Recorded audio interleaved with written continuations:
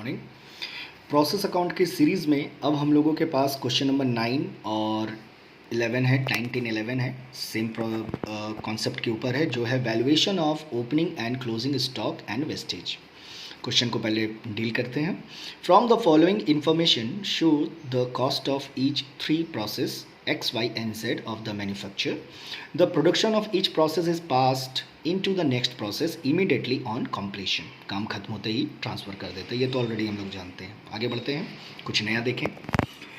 Material X 25,000, Y 30,000, Z 37,500। इसी तरह से डायरेक्ट लेबर दिया हुआ है, सभी का अमाउंट आप देख सकते हैं। फैक्ट्री ओवरहेड सभी का अमाउंट दिया हुआ है। अदर इंफॉर्मेशन में आउटपुट इन यूनिट है ना, एक्स का फाइनल आउटपुट होता है 95,000 है ना, वाई का फाइनल आउटपुट होता है 96,250, यानी कि आउटपुट ऑलरेडी दे दिया है। और जेड का फाइनल आउटपुट होता है 1 लाख। जबकि ओपनिंग स्टॉक और क्लोजिंग स्टॉक यूनिट का बात करें तो एक्स में कोई भी ओपनिंग क्लोजिंग नहीं है, लेकिन वाई में ओपनिंग और क्लोजिंग दिया हुआ है, जेड में ओपनिंग और क्लोजिंग दिया हुआ है।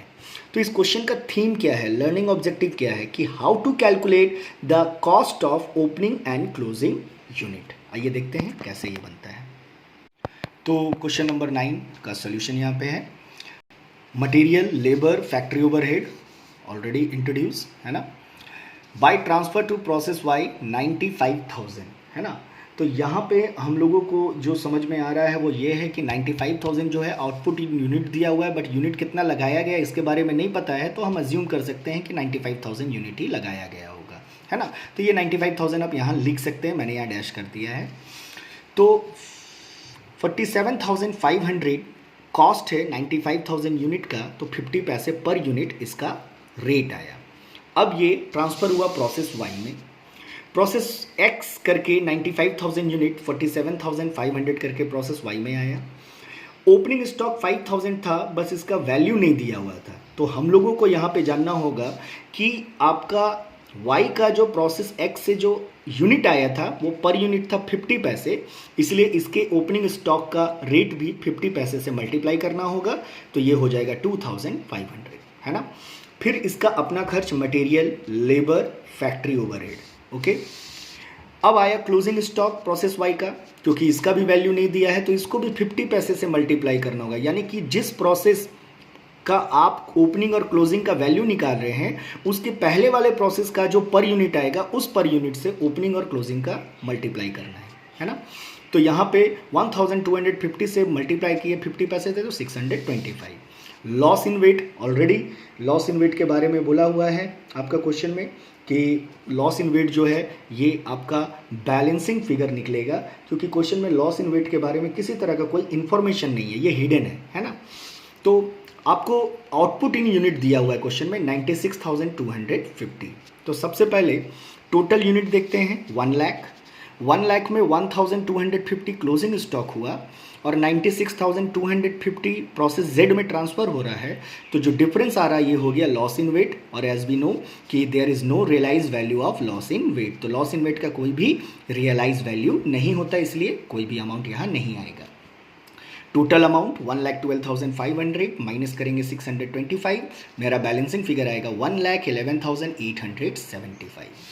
अब इसका कॉस्ट पर यूनिट निकला 1.16 पैसे है ना। डिवाइड करके आप लोग देख लेंगे, total amount divided by unit produce.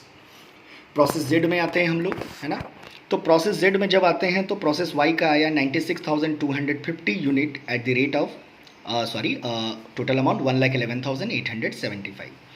Opening stock 12,500, इसका वैल्यू नहीं दिया है, लेकिन आपको पता है कि प्रोसेस वाई से जो वैल्यू आया है उसका पर यूनिट है 1.16 पैसे है ना। तो हम लोग क्या करेंगे, इस 12,500 में 1.16 पैसे से मल्टीप्लाई करेंगे, मेरा रेट आ जाएगा, अमाउंट आ जाएगा 14,500। फिर इसका अपना खर्च है material, labour, factory overhead. Process Z में भी क्लोजिंग स्टॉक दिया हुआ है 6,250, तो 6,250 में मल्टीप्लाई करेंगे 1.16 से, तो मेरा आ जाएगा 7,250 है ना। अब टोटल यूनिट से माइनस करेंगे क्लोजिंग स्टॉक का यूनिट और ट्रांसफर टू फिनिश स्टॉक, क्योंकि क्वेश्चन में आपको ऑलरेडी फिनिश स्टॉक कितना दिया है ये ऑलरेडी दिया हुआ है। और क्लोजिंग स्टॉक दिया हुआ है। तो अगर इसके बावजूद भी डिफरेंस आपका आ रहा है तो ये डिफरेंस लॉस इन वेट हो जाएगा, यानी कि ये बैलेंसिंग फिगर है और balancing figure loss in weight है, इसलिए इसका कोई भी रियलाइज वैल्यू नहीं होगा। जबकि टोटल अमाउंट है 1,91,375, उससे माइनस करेंगे क्लोजिंग स्टॉक का अमाउंट को, जो मेरा बैलेंसिंग फिगर आएगा 1,84,125, ये हुआ मेरा cost of finish stock. Thank you. ये था मेरा एक्सप्लेनेशन ऑन क्वेश्चन नंबर 9।